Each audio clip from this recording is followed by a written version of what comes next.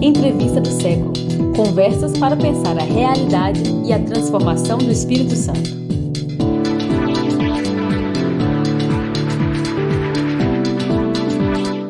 Olá, bem-vindo, bem-vinda, bem-vinde. Eu sou o Vitor Taveira. Essa é mais uma entrevista do século, diretamente do estúdio Rocket Filmes.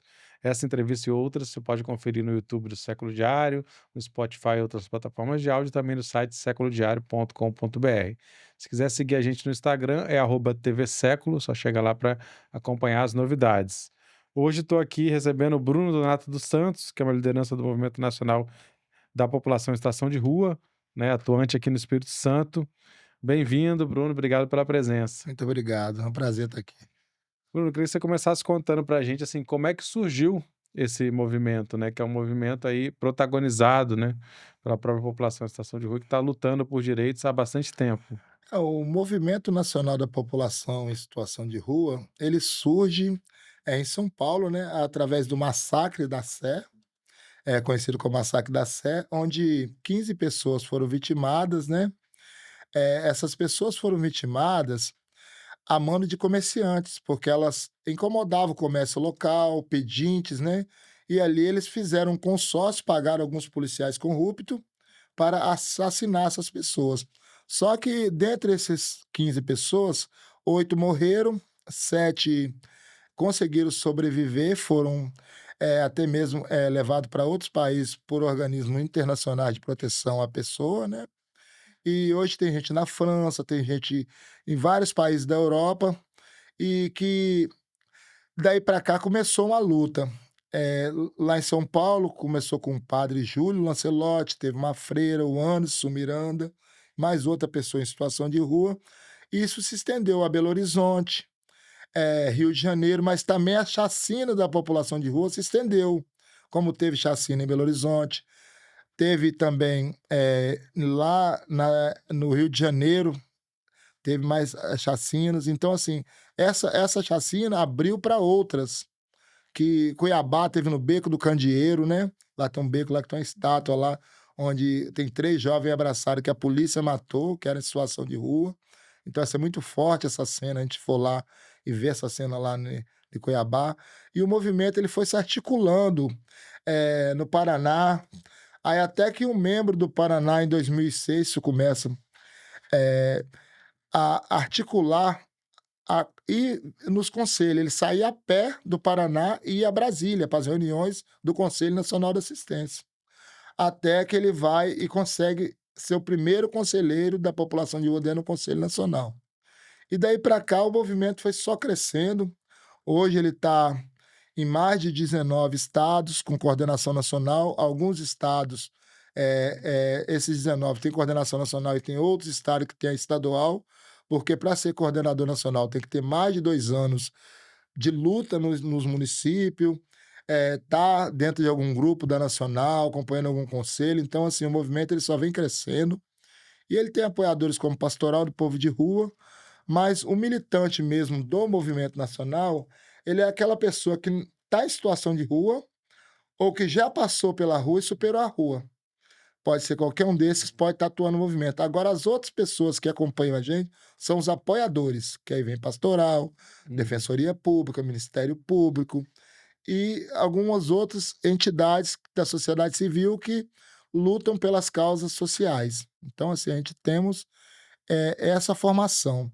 E o movimento ele surge aí para defender o direito, ele não vem para dar, banho em ninguém, que é a gente deixar muito bem claro isso, não vem para levar comida todos os dias para o morador de rua, em situação de rua, porque a gente não tem muitas vezes nem para nós da liderança, mas a gente vai para dentro dos espaços de controle social, como conselhos, seminários, conferências, comitês, GTs, para criar ferramenta de superação para que ele supere a situação de rua através de políticas públicas.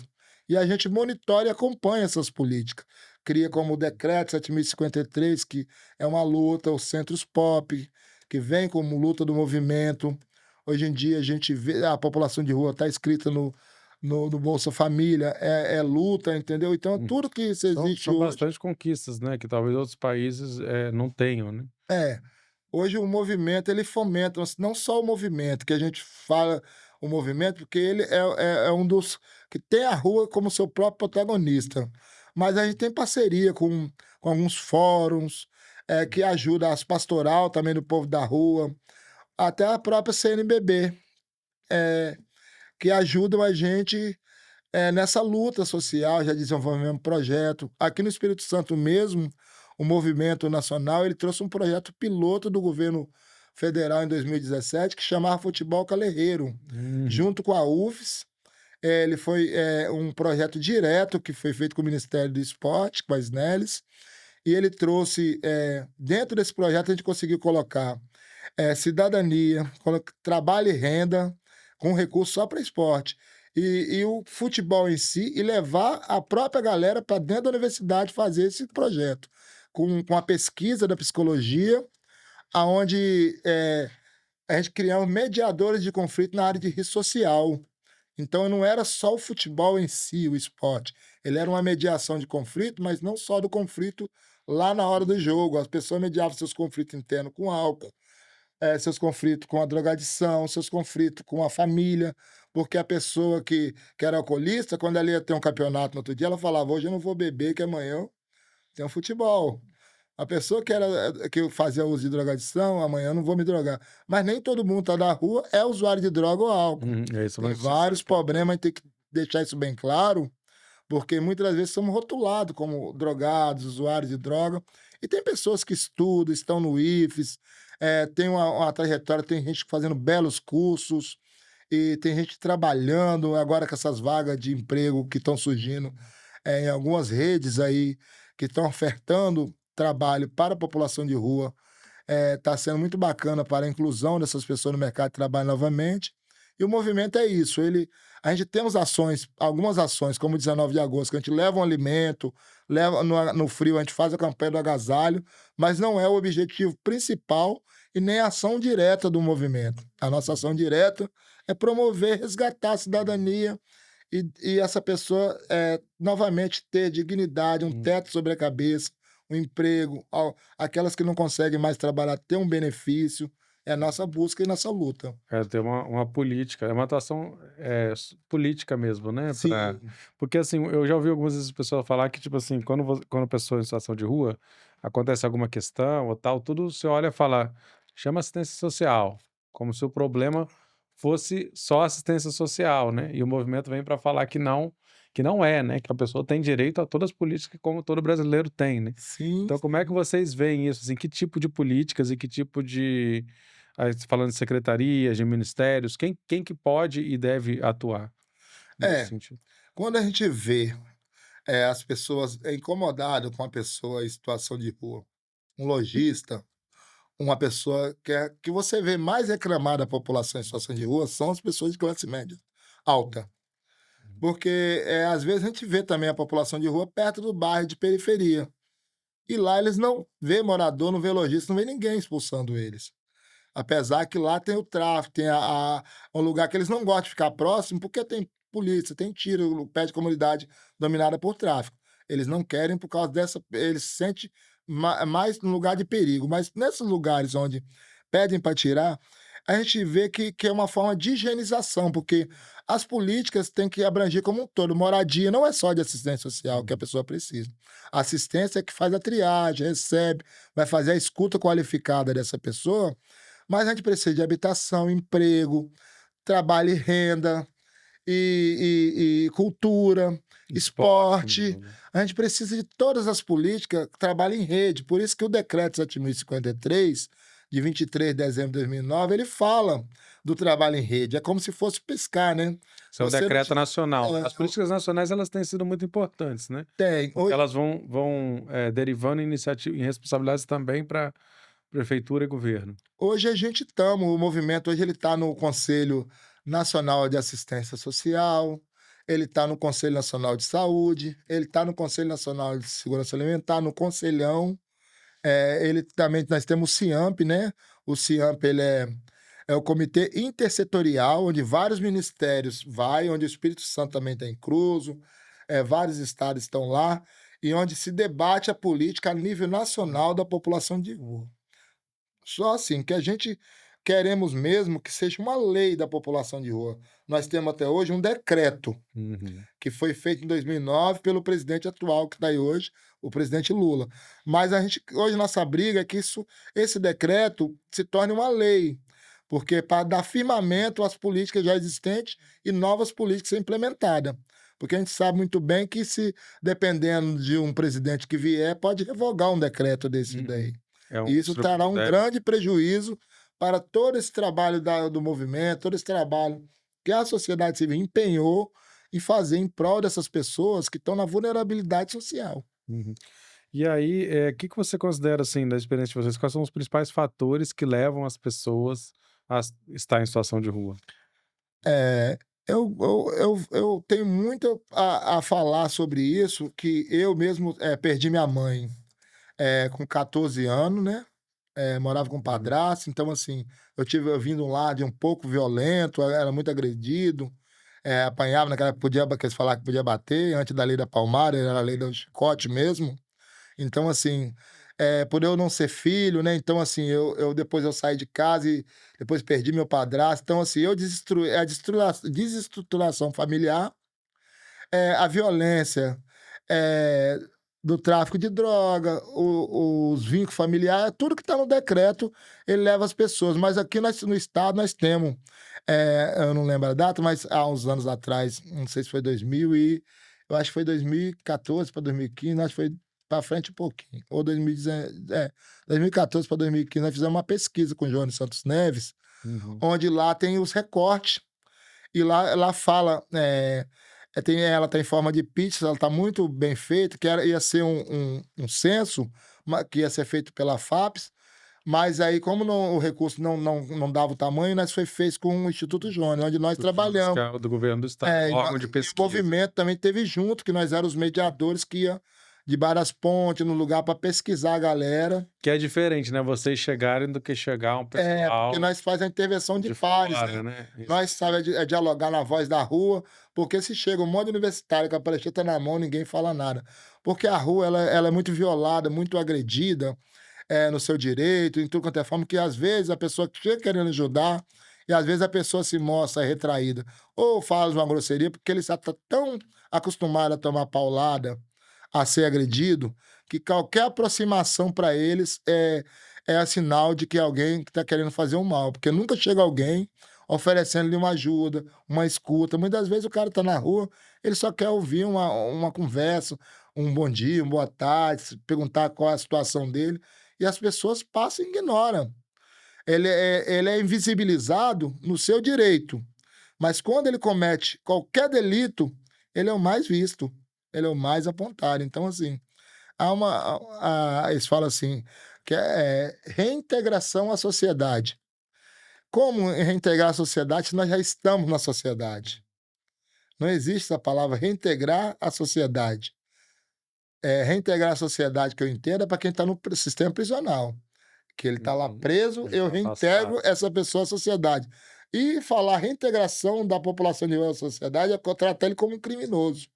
Como se ele tivesse cometido um crime, Uhum. eu perdoasse o crime dele e trazesse ele de Porque volta a ser e cidadão. tem isso que, assim, estar na rua não é crime, não configura crime, né.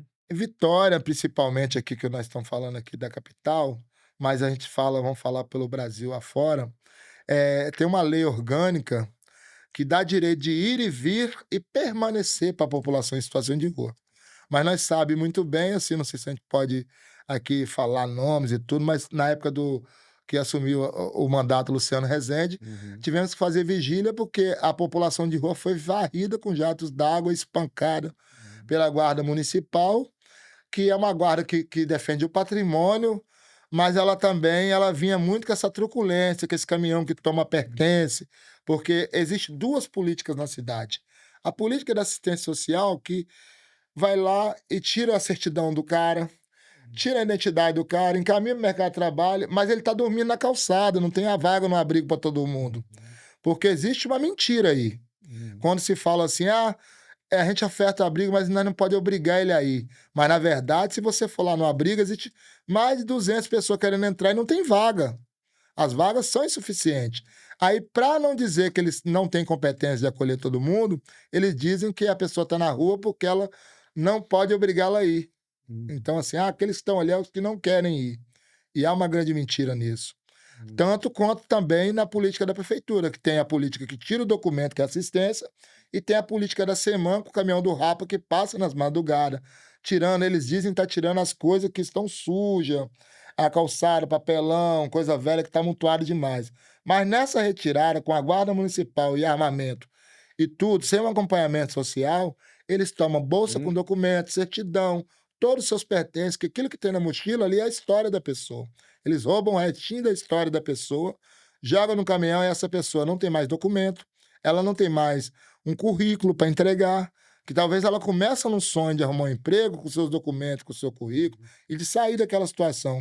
Você vem, tira tudo dela, ela volta ao zero de novo, e mais desacreditada, mais fragilizada, e por uma própria prefeitura que deveria acolher. exato. Então, assim, há uma política de mão indo e vindo dentro da mesma prefeitura. Contraditório, né. É contra... Inclusive, assim, essas ações, nos últimos anos, por exemplo, ações da guarda vêm sendo acompanhadas por vereadores que estão lá para dizer: "Olha o que Sim, estamos fazendo", e eles estão prestando contas para essa classe média que você falou. Então tá ocorreu nos últimos dias, nas últimas sim, eu vi semanas, o vídeo está ocorrendo audiências públicas, associações de moradores, principalmente desses bairros de classe média, falando da internação compulsória. falando de várias questões que são essa política higienista que você falou, embora não é consenso, inclusive nesses bairros, né, Sim, de tem que muitas pessoas lá esse é que o é contra caminho, há esse pessoas caminho. que são contra, mas há um movimento e há esses vereadores, principalmente, ou deputados, que tentam se catalisar com isso, né?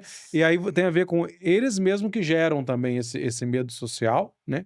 Em Uhum, relação à população que está em situação de rua, essa associação com crime, que você já falou um hum, pouco, se quiser falar mais também, né, hã. que é uma coisa, equivocada, né, você suprime a presunção de inocência, que a pessoa não está cometendo delito e está ali, e aí eles vão, jogando com esse medo, né, isso está acontecendo cada vez mais. E como é que você está vendo, assim, essa questão, assim, dos políticos e de parte da população tá sendo, se mobilizando em prol dessas políticas higienistas? Eu vejo isso com grande preocupação, até mesmo porque eu acompanho, eu tive, assim, consegui me infiltrar dentro de alguns grupos de WhatsApp aqui no Jardim da Penha, vi um vereador que foi eleito, né, novamente, reeleito, e onde ele falava a atrocidade de fazer com a população de rua e tinha um grupo de seguidores. Essas falas e esses gestos desses parlamentares são a manutenção do poder e do seu do seu eleitorado, porque eles querem se manter no poder, mas você não vê nenhuma proposta lá na Câmara, lá dentro lá da Assembleia, que traga desses parlamentares para a melhoria da vida da pessoa em situação de rua como cidadão de direito, na dignidade da pessoa humana. Eles fazem isso para fazer auê político, para garantir seus votos, para dizer para os seus grupos de WhatsApp: olha aqui, ó, estamos enfrentando esse povo nas ruas, de cara a cara com eles. Mas, na verdade, esse enfrentamento é uma violência, é uma violação de imagem, violação do direito. Eles tomam as coisas da pessoa. Esses dias tinha um rapaz aí, um vereador, pegando carrinho, como se o cara que empurra um carrinho fazendo uma reciclagem fosse um dos maiores criminosos da cidade. E nós sabemos muito bem que não é bem assim. Que não é bem assim, que muitas dessas pessoas elas não têm o que comer, elas não têm onde dormir, elas não têm com que se sobreviver. E essa reciclagem que elas catam, que elas são um agente ambiental, quando a pessoa cata uma reciclagem, ela está contribuindo com o Uhum. meio ambiente, deveriam ser consideradas pessoas nobres, Reconhecidos e reconhecidas remunerados por e tal, porque também remuneradas. E, mereceu na muito. verdade, elas são maltratados, como a gente vê, Vila Velha teve uma lei que proibia carrinho andar lá dentro, e a gente brigamos muito lá Na justiça, na né, conseguiu. justiça, fizemos várias reuniões lá sobre isso aí, fizeram uma média lá de contratar a população de rua, mas a gente sabe que nem todo mundo tem condição de trabalhar contratado, tem pessoas que têm outro sonho, é artesão, outros é artista, não dá para você pegar uma pessoa que é do teatro e botar ele para lá virar concreto, que ele não tem essa habilidade. Então, assim, é muito fácil eu ir lá ofertar para as pessoas aquele emprego que ninguém quer. É como chega aí os grandes parques aí, Sabe onde eles vão buscar gente para trabalhar? Lá no Centro Pop, que é o centro de referência da população de rua, para carregar os ferros, para carregar os pesos, para as crianças dos ricos brincar. E com baixa remuneração, dando pão com salame. E se o cara fala que não quer ir para aquele valor baixo, ele fala: o cara é preguiçoso, é vagabundo, eu estou dando emprego, não quer trabalhar. Mas não é um trabalho, É exploração. é exploração de verdade, como é nas praias.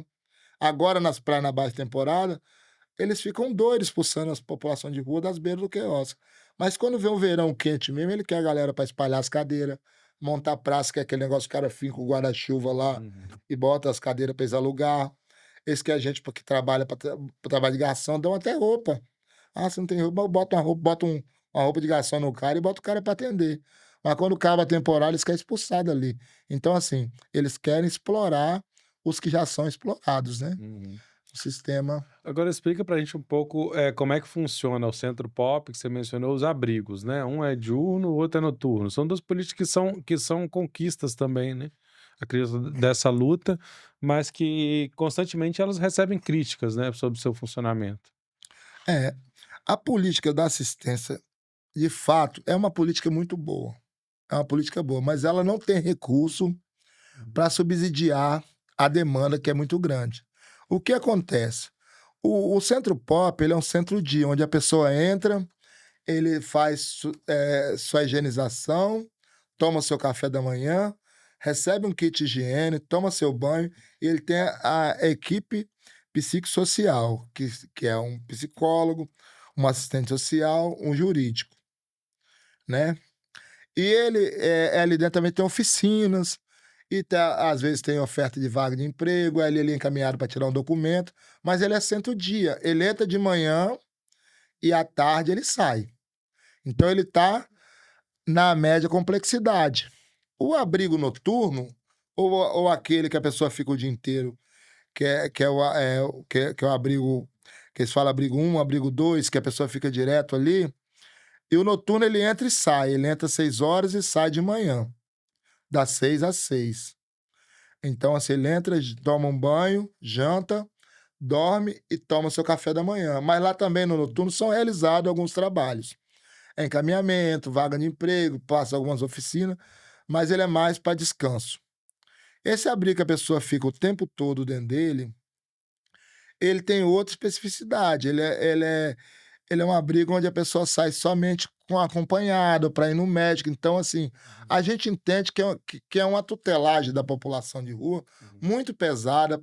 Para alguns não querem ir para esse lugar, até mesmo porque reclamam que não. Alguns deles ocorrem maus tratos. Maus tratos, as pessoas que usam fumar, que não é proibido fumar, cigarro, ela tem horário para fumar até 10 horas. Então, é a pessoa que fuma várias vezes no dia e na noite.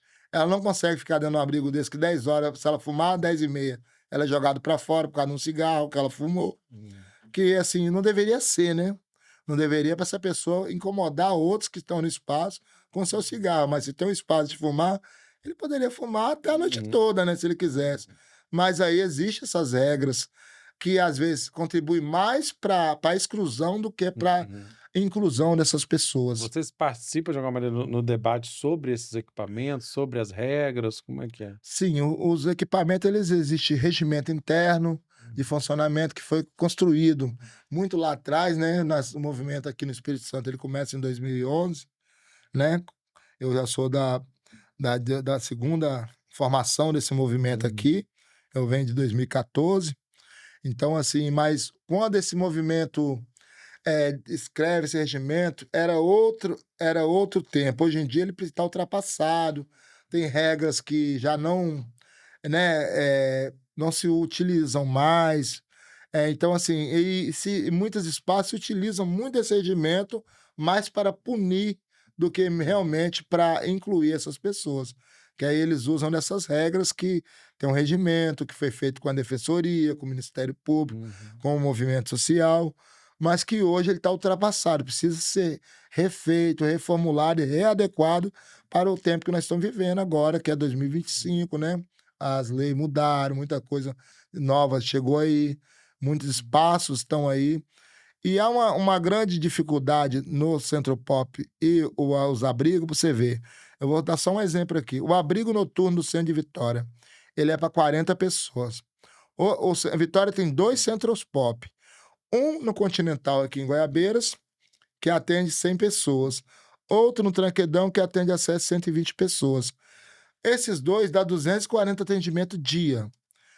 E como eu só tenho 40 vagas, quer dizer que de 220 pessoas, somente 40 vão entrar para o acolhimento à noite. E 180 são jogados novamente nas calçadas, marquises e rua. Aí depois vem essa nova ideia. Eu não posso obrigar todo mundo aí. Mas se esses 180 quiserem abrigo, tem? Não tem. Uhum. Então, assim. A gente acompanha também no Século Diário alguns casos, um deles vou citar, que eu acompanhei em Guarapari, né? De que a população de bairros tem quando anuncia que vai ser feito um centro pop, um abrigo, algum equipamento desse, a própria população se coloca contra, né? Que aí tem a ver com um certo um desconhecimento e justamente essa desinformação, que aí isso tem acontecido também, né? E é uma coisa assim lamentável, né? Que a população de um bairro se coloque contra e pressione para que esse equipamento público não esteja lá, assim. A gente tem esse enfrentamento, ele existe desde a inauguração do primeiro centro pop. O primeiro centro pop do Brasil foi feito em Belo Horizonte, né? E aí eu queria destacar que, assim, para essa população, o lugar importa, né? Porque não adianta você jogar num lugar que não tem a ver com a vida e com a circulação das pessoas, com acesso. Então tem que ser. Tem algumas características que são importantes para definir o lugar, não é isso? Pela normatização da política da assistência social, diz que esse equipamento tem que estar nos centros. É porque ali a pessoa tem acesso a um documento, tem acesso a um mercado de trabalho, tem acesso a todas as políticas para ficar mais fácil esse acesso. Aconteceu uma vez que fecharam o Centro Pop de Serra, conta esse caso de Serra, que é coisa rápida, que nós fomos novamente inaugurar um Centro Pop em Jardim Limoeiro, num bairro que todo mundo sabe que é um bairro bom, respeito todo mundo de Jardim Limoeiro, e acho que tem muita gente trabalhador, mas que é um bairro criminalizado, que tem tráfico, ali tem conhecido como ter bordéis e outras coisas, e foram abrir esse lugar ali, na época era para 40 pessoas. E o pessoal começou a falar assim que depois que abrir esse equipamento, ia ter muito roubo, as pessoas iam dormir na praça, fazer sexo na frente dos filhos, e ia ver pessoas falando que aumentou o roubo, a carga e assalto à mão armada. A gente sabe que a população de rua não tem arma de fogo. A população de rua não tem esse hábito de roubar carro, de sair, entrar no carro e sair andando com ele. Então, assim, é uma injustiça de tamanha que a gente chegou a ver nesse episódio. Nós estava lá com o Ministério Público, toda vez que o movimento, as pessoas iam falar, e o pior de tudo, que era pessoas com camisa religiosa, escrito o Terço dos Homens, tinha um grupo de senhores que eram os mais violentos. Tem que levar para Murimbeca, querem botar Murimbeca, é um bairro da Serra muito longe, Uhum. numa zona rural. Eu concordo que seja feito um abrigo para a população de rua, lá em Murimbeca. Aí gritava para a promotora de justiça, finada doutora Célia, leva para sua casa. Se botarem aqui no bairro, nós vamos soldar o cadeado de noite e vão jogar gasolina e botar fogo. Estava falando como se estivesse falando na instalação de um presídio, de lugar que ia receber criminosos, pessoas de alta periculosidade, sendo que estava recebendo gente vulnerável. E mesmo assim conseguimos implantar o serviço e nada disso que foi colocado houve ali naquele espaço. Portanto, que ele mudou hoje para outro lugar, que ele agora foi mais para um espaço maior e melhor, que é lá perto das Timbrais, lá já indo para na Avenida Manguinhos, mas ali agora é um abrigo noturno. Mas nada dessas coisas, tudo que falavam aconteceu. E eu acho que o equipamento público não deve, assim, a gente deve dialogar com a sociedade, sim, que eu acho que o diálogo tem que estar posto a todos, mas não deve impor a 1, 2, 3 que se nega a receber um equipamento no seu lugar. Se aquilo ali é para melhoria de vidas, não tem que dizer que o pessoal fica falando que não quer. É alugar, fazer o espaço e estar ali para o enfrentamento mesmo. Porque se nós não enfrentarmos essas mazelas que a sociedade faz com nós nunca vamos conseguir ser reconhecidos de fato como pessoas. Porque além dessa centralidade que você falou de ter acesso a serviços, que é importante para a Uhum. população que está vulnerabilizada em direitos, tem que ter a ver com os próprios lugares onde essa população está. Então, assim, não é uma população que vai aparecer do nada e vai ser trazida, né? Geralmente são lugares onde, imagino que já a população já está, já transita e passam a ser, aí tem isso também, né? Lugares que eles transitam, se você fizer alguma besteira, você não volta, Isso. né? Então, você perde esse vínculo. Então, em tese, ser um lugar até mais seguro, né? Porque é uma população que está criando vínculo com esse território. Quando você tem vínculo com o território, você tem um certo compromisso. E mesmo a associação de rua, elas criam relações, né? O tempo todo com outras pessoas, seja em situação de rua ou não, né? Com Com o certeza. bairro, com o comércio, porque ele também se alimenta, porque ele também trabalha, enfim. Então ele tem uma dinâmica de vida que é como você falou, tá dentro da sociedade, não tá fora. É igual aqui, a gente vê aqui o caso, vamos assim, trazer mais para perto de nós aqui, Hum. nós estamos aqui no estúdio, mas aqui logo para frente tem a Praça de Jardim da Penha. Ali o bairro Jardim da Penha. Por que que a galera quer tanto ficar em Jardim da Penha? Será porque o pessoal ajuda? Será porque dá alguma coisa? Não é por causa de dar uma marmita ou não, igual já fizeram campanha Não Dê Esmola, Dê Dignidade, para espantar, dizendo que você dá comida, você mantém aquela pessoa na rua. O que mantém a pessoa na rua não é um prato de comida e um cobertor, não. Quem é eu que ia sair de casa vai ficar na rua por causa de um prato de comida e um cobertor velho, uma roupa usada de alguém? A pessoa tá ali na rua porque ali corre o dinheiro, ali ele faz um frete, ali ele cata uma lata, ali rola o circula o dinheiro. E é nesses bairros onde circula o dinheiro que ele está ali, porque mesmo o pouco que ele consegue para se manter. Em outros lugares onde não circula o dinheiro, como é que ele vai lá para a zona rural, para o interior, se não tiver emprego, não tiver nada para ele fazer lá, fica lá tentando arrumar alguma coisa? Não arruma e vai morrer de fome lá. Então as pessoas estão nesses espaços, não adianta você jogar água, fazer tudo, que a galera vai estar ali, porque é ali que rola a grana, é ali que ele trabalha, é ali que ele consegue comer alguma coisa. Então, assim, independente de quem vai dar ou não, ele vai fazer um corre. E é ali que está o corre. A pessoa vive, como todo trabalhador acorda e vai trabalhar, a população em situação de rua, ela acorda e vai no seu objetivo. Só que o trabalhador, ele vai para pagar suas contas, ele vai para pagar a conta da escola do filho, disso. E a pessoa que não tem ninguém que está na rua, ela vai para garantir seu café da manhã, garantir seu almoço, sua janta, ele é imediatista. Cada dia Eu cato a latinha aqui e vendo para me almoçar ali. E não adianta ficar falando essa questão de drogadição. Nem todo mundo que está na rua é usuário de droga e é alcoólatra, gente. Nem todo mundo. Os pessoal podem falar isso aí, querer associar. A droga não é a causa das pessoas estar na rua, mas uma consequência. Isso daí quem falou não foi eu. Foi o criador do consultório na rua, Roberto Nero. Quando ele criou, ele pesquisou. Ele falou que a droga não é a causa, mas uma consequência. E como eu já te falei antes, o maior consumo de álcool e droga está dentro dos lares. E é invisibilizado.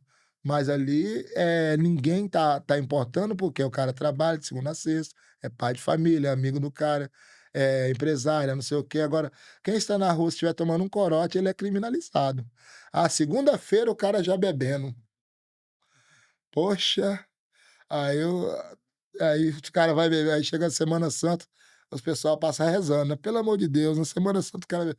Poxa, o cara tá ali porque ele bebe porque ele só tem aquilo ali para ele fazer naquele momento e a bebida tá ali, é o mais barato que ele tem, né? Porque se ele pudesse estar num bar bebendo a cerveja, com certeza ele não estaria na praça bebendo o corotinho de cachaça. Eu acho que, assim, é pela condição da pessoa. Ele tá bebendo a pinga porque só tem condição da pinga mesmo e a gente não deve descriminalizar a pessoa só por essa causa.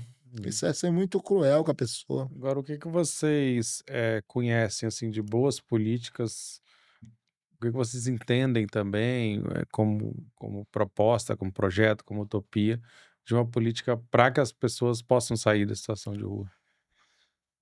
Várias coisas levam as pessoas para a rua, né? Então, assim, a gente estamos aqui hoje num tema tão importante e eu quero deixar assim para você, para todo mundo que vai ouvir, eh,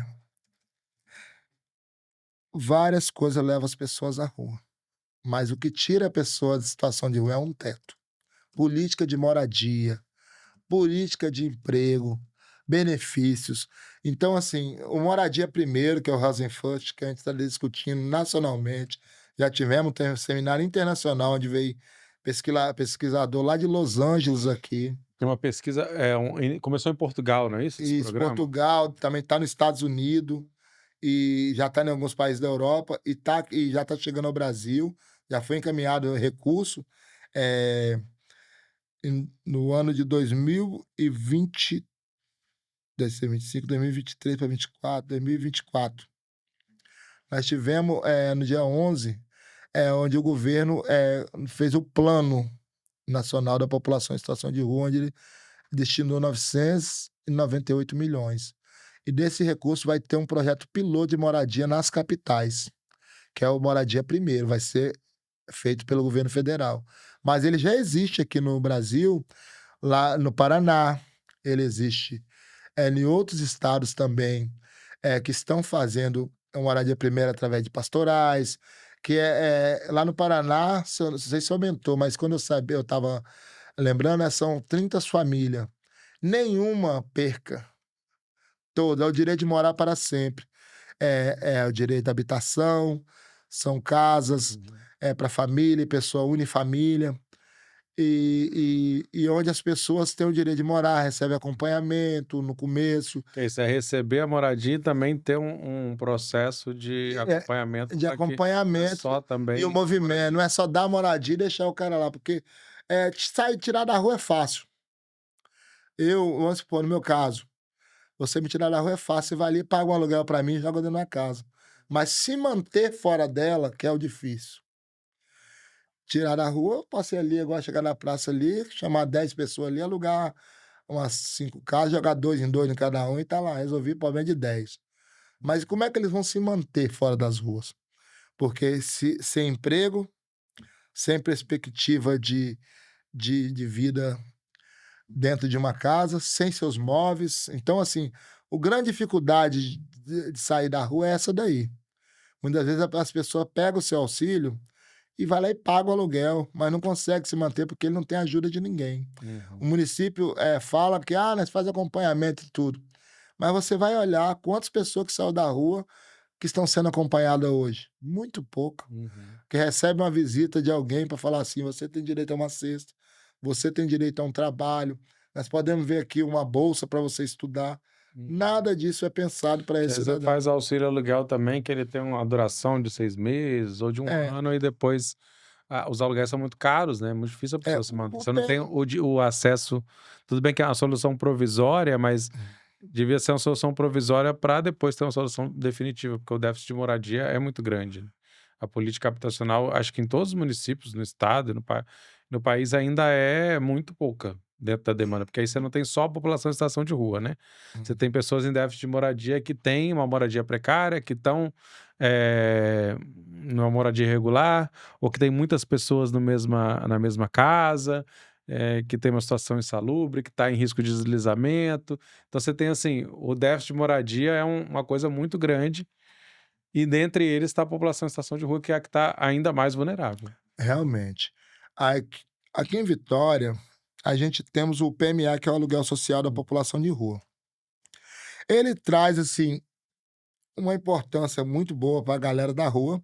A gente sabemos que, assim, são poucas vagas, fala no número de 50, mas que a gente tem até então, que ele é muito sigiloso, esse aluguel social, a gente não consegue descobrir se tem 50 mil, a gente sabe que a base é 30, a nossa base que nós, o movimento busca e assim, que a gente consegue se informar, mas que ele dá um ano de aluguel social para a pessoa no valor de um salário, e depois de um ano ele dá uma carta bônus para a pessoa comprar uma casa no valor de 100 mil reais. Ele tem atendido, só que ele é lento. Assim, ele só entra mais gente quando alguém, igual, compra 2, 3 casas e abre mais 3 vagas. Então, ele é assim. Mas ele tem funcionado. Tem, ao longo do tempo, eu conheço umas 15 a 20 pessoas que já conseguiram sua casa.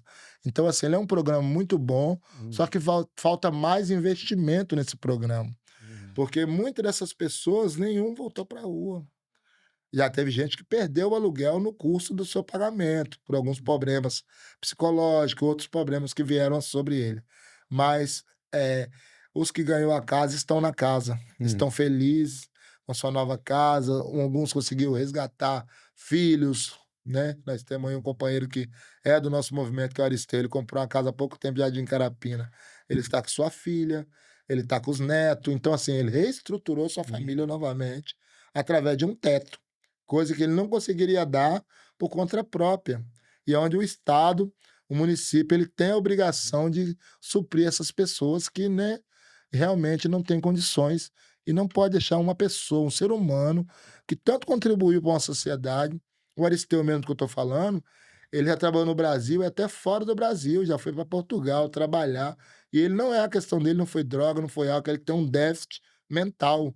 Então o pessoal levava para a clínica, grupo de oração ia orar nele, e levava para orar dia, noite, nunca sarava. Quando ele fez o CAPS, que é Cuidado em Liberdade, que aí vem de contrário a esse negócio de internação compulsória que essas audiências públicas estão puxando aí, que esses vereadores que estão aí afrontando a rua, estão tentando fazer, que é internar todo mundo como louco.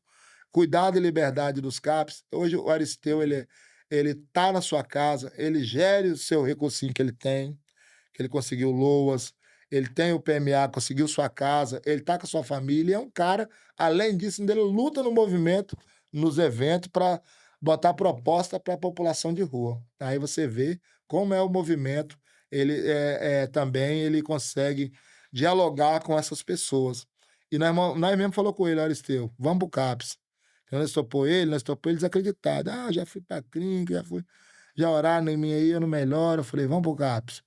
Fomos lá, levamos, acompanhamos, viu o diagnóstico e hoje ele estava no abrigo quando nós conhecemos ele. Hoje ele está dentro da casa dele.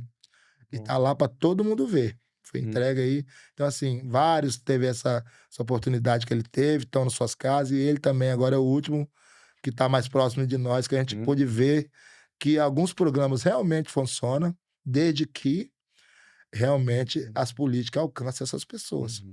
Porque não. É isso, é interessante você falar isso, porque tem esse duplo papel, né, do movimento social, que é lutar pela política, mas também é dar apoio, né, e Sim, apoiar as pessoas, né, os pares, como você falou, e conseguir, às vezes mostrar um caminho, né, que o movimento acumulou no entendimento, como você falou, do que é o CAPS, como um órgão de assistência sim, psicossocial, nós trabalhamos poder orientar as pessoas, aconselhando nessas pessoas. aconselhar, como você falou, não é distribuir alimento, mas você tem coisas dá também ferramentas, né? que dá ferramentas, E aí eu queria comentar, assim, uma outra coisa que também, assim, eu entendo que é uma população que tem uma diversidade também muito grande. Então ali você tem pessoas idosas, você tem pessoas com deficiência, você tem jovens, você tem, enfim, uma grande variedade, né? Inclusive de várias profissões, várias, né, situações de questão de droga, de adicção, questão de saúde mental, quer dizer, é uma população muito diversa também, né? Você tem, inclusive, a própria questão das crianças, né? Que, quer dizer, elas são... eu tô lembrando que aconteceu da discussão sobre a própria questão dos migrantes que chegaram aqui, venezuelanos, Claro. indígenas, né? O Aral, porque o Conselho Tutelar via eles na rua, né? Eles ficavam na rua, um pouco da parte do processo deles, né, como uma comunidade imigrante que foi expulsa do seu território ou perdeu as condições de ficar, e eles vão migrando em grandes grupos familiares. Então o Conselho Tutelar chegava e pô, tem criança na rua, né? E aí as pessoas entendiam que na verdade não é a criança que está em vulnerabilidade só, é a família que está, né? Sim. Então são questões delicadas também que precisam ser tratadas, né? Porque você rompe, né, esse vínculo, ao invés de acolher a criança e dar uma condição também para os pais, né, de acompanhar. Estou falando dessa situação, mas eu quis dizer isso. Tem várias questões, né? Como é que vocês têm lidado com essa diversidade? Que na hora de disputar uma política, o que serve para uma pessoa que, entre aspas, estaria dentro de alguns padrões, não vai servir para outra. Tem população LGBTQIA+, tem várias diversidades aí, né? Pois é, essa pergunta sua aí, ela é muito interessante, até mesmo para outros também que devem se fazer essa pergunta também. Eu vou começar respondendo essa pergunta te falando da minha atuação quando eu comecei no movimento aqui no Espírito Santo. Quando eu comecei no movimento aqui no Espírito Santo, é que não tinha a lei estadual da população em situação de rua. Então, assim, Eu tive o privilégio, a honra, junto com a companheira Rosângela, outras pessoas, Lília Mota, Tereza e outros atores da CETAD, que é a Secretaria de Estado, de escrevermos uma política estadual da população de rua. Aí está um legado que o movimento, na pessoa do Bruno e de outros, deixa aqui para o Estado do Espírito Santo. Se hoje tem a lei 11.248 da população em situação de rua, a qual institui, quando essa lei é criada, institui o comitê CIAMOPOP, que é o Comitê Intersetorial, que tem várias secretarias dentro dele, foi pensado assim. Nós trabalhamos 6 anos escrevendo uma política para Estado, que não tinha uma política da população de rua. O movimento contribuiu com isso e estava junto do início ao fim. 4 anos brigando para ela ser aprovada. E ela foi aprovada. Então foram 10 anos nesse processo. 10 anos nesse processo. Ela foi aprovada, acho que foi em 2023, parece. Eu não tenho, agora não tenho bem a lembrança, mas foi depois da pandemia, pelo Eric Musso, mas ela saiu da PGR. Quando nós fez, ela era uma grossura de folhas, muitas folhas. Quando ela foi para a PGR, para adequação de texto, tudo, ela voltou menor. Foi para a Assembleia, cortaram mais um pouco, voltou menor, para ir para o governador assinar e voltar para a Assembleia sancionar, onde o Eric Musso, que era deputado, presidente da casa, aprovou a nossa política sem recursos públicos. Aí eu tive que topar o Casagrande no evento que nós estávamos indo para Brasília, ele estava também no voo. Falei, Casagrande, o senhor é administrador público, o senhor sabe muito bem. O senhor mexe com política. Não se faz política sem dinheiro. Coloque dinheiro na política da população de rua. E agora a nossa briga é para colocar dinheiro. Mas lá nessa política, nós revisando ela, pessoa com deficiência, pessoa idosa, toda ela revisando criança, nós tem um detalhe para cada um, como se dará, como se acolherá.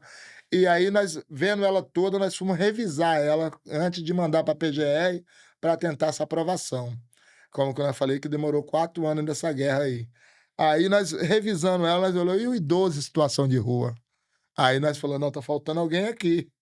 Então, assim, nós pensamos desde o início, desde a criança até a pessoa adulto, mas nós tínhamos esquecido o idoso, porque tem o estatuto do idoso, mas eles olham muito para aquele idoso que está institucionalizado, o idoso que está domiciliado, mas ninguém liga para um velho sendo espancado, o idoso caído bêbado, todo arrebentado, ou sendo agredido, ou sendo roubado pela família, que a maioria dos idosos que estão na rua, eles têm alguns que têm cartão de benefício, alguma coisa, mas que a família de pilantra retrai e joga o cara pra rua. Aí o cara bebe, eles vai lá, vou cuidar do meu familiar. Cuida, faz o benefício da pessoa, aí passa um pouquinho de tempo com ele dentro de casa e joga ele pra fora, porque quer só o cartão do cara, não quer ele. Então, assim, aí nós pegamos, incluímos também. Então, dentro do nosso política estadual, lá está prevista a política para todas essas pessoas que estão em situação de rua. Então, a gente trabalhou isso, foi um trabalho árduo, uma conquista do movimento nacional. A gente tivemos, assim, foi muito doloroso, porque depois daquela guerra, depois de tudo pronto, a gente ficava indo lá, vai no Ministério Público, toda reunião, brigando, pede aprovação, até que... Mas tá tendo dinheiro? Agora começou, assim, não tem dinheiro ainda, mas começou, como o CIAMOPOP, ele tem alguns recursos próprios, como os conselhos, né? Ele é como se fosse um conselho, ele tem... desde a Secretaria de Saúde, ele tem a Secretaria de Estado, ele tem a Sejus, ele tem... Lá trata todas as secretarias lá dentro, lá, quase todas, né? Não vou dizer todas, que não está todas lá. E o Movimento Nacional também tem cadeira lá, que na sua criação vem quem são os membros. Quando se cria a política, tem que criar o órgão regulador dela, que é um comitê ou um conselho. Então, a gente, nesse caso, é o comitê, é o CIAMOPOP. Então, dali a gente está nessa guerra ainda agora pelo recurso. Tem alguns programas aí que a população de rua acessa, né? Mas que o recurso mesmo para a política ainda nós estamos pedindo aí. Quem sabe, né? Agora, depois dessa entrevista aqui, sai alguma coisa lá para a população de rua. Sei que vocês alcançam muita gente, quem sabe. Né? Tomara que ajude, né? Mas eu agradeço, assim, sua presença. Mas aí te passo, assim, uns últimos minutos, se você quiser acrescentar algo mais, falar um pouco das pautas que ainda precisam ser resolvidas, do que... A gente acredita que a rua, ela precisa ser olhada com carinho, com respeito. Ali tem muito pais de família. Eu queria deixar uma mensagem para essas pessoas que olham para a rua e criminalizam a pobreza, acham que são pessoas bandidas, criminosas. Leia mais, leia o decreto 7.053, de 23 de dezembro de 2009, onde ele vai lhe falar quem é a população de rua, para até depois você não criar conclusões, não rotular essa pessoa como todo mundo faz.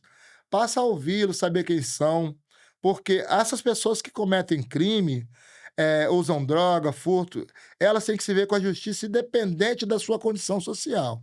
Porque, como eu falei antes, condição social não quer dizer que é motivo para a pessoa cometer crime, porque se fosse assim, quem está em Brasília não roubaria. Então, assim, os maiores roubos estão lá.